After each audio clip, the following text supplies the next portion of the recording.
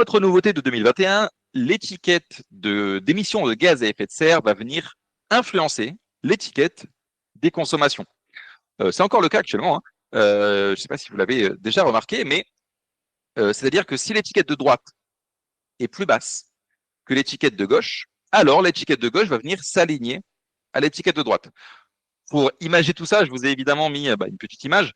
Là, vous avez à l'écran un DPE en F à 242, sauf que 242, normalement, c'est l'équivalent d'un D, mais il est en F tout simplement parce que les consommations de gaz à effet de serre sont en F. On est probablement, c'est même sûr à 100%, sur un bien qui est chauffé au fioul, et donc il a des pas si mauvaises consommations, puisque le fioul en termes de consommation, c'est convenable.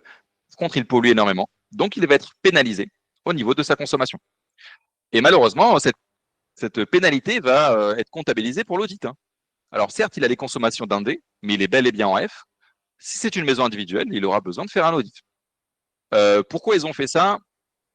euh, C'est surtout parce que de base, le DPE, c'était surtout pour les émissions de gaz à effet de serre. Et le problème, c'est que le lecteur d'un DPE ne regardait pas forcément les émissions de gaz à effet de serre, il regardait plutôt la consommation, c'est ce qui l'intéressait le plus. Ils se sont dit, dans ce cas-là, si personne ne regarde l'étiquette de droite, on va faire en sorte que l'étiquette de droite fasse bouger l'étiquette de gauche. Comme ça, on s'y intéressera un petit peu plus. Une question de Valérie Renaud. Et pour les appartements vendus dans des immeubles neufs, actuellement, c'est l'ensemble du bâtiment qui est diagnostiqué. C'est un DPE de projection. Alors ça, c'est autre chose sur du